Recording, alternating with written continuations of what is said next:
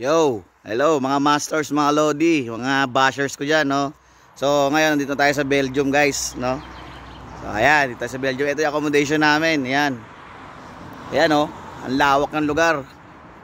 So dito kami sa aming lugar. Ayan, uso dito yung mga bike. Lawak ng paligid. Ayan, tingnan nyo. Mga friendly daw yung mga tao dito eh. So ayan, mga lumang bahay, mga lumang style. Kasi nag-i-snow dito, kaya ganyan mga bahay dito. O, ayan yung aming accommodation. Up and down. Medyo luma, pero okay naman kasi may kwarto. So sa mga dati, yung mga sabi sa akin dati dyan eh, wala rin ako mararating sa buhay. Andito na ako oy. Sa Europe.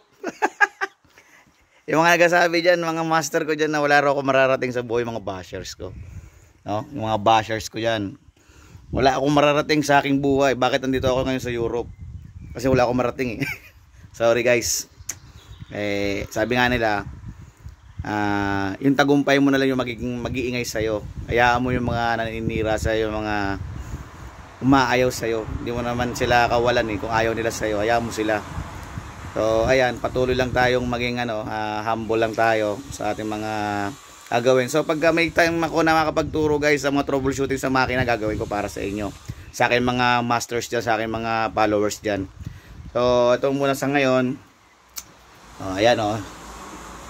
Ayan, ito yung bahay namin. Ayan o, yung kasama ko. Papabahay kasama ko. Ayan o. Sila Kai.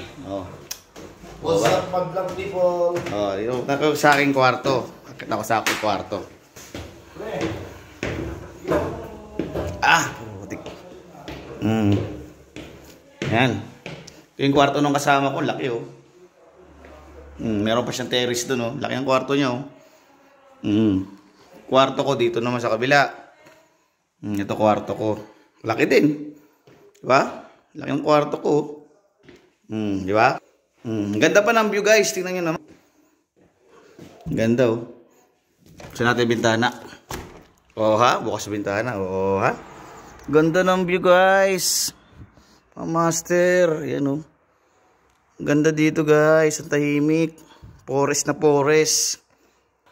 So ayan. Simpleng pasilip lang muna tayo guys, no? So kita-kits na lang ulit pagka nasa trabaho na ako. Siyempre bukas kasi nasa munisipyo pa kami. Paparehistro pa kami rito sa Belgium. So see you next time guys. Bye bye.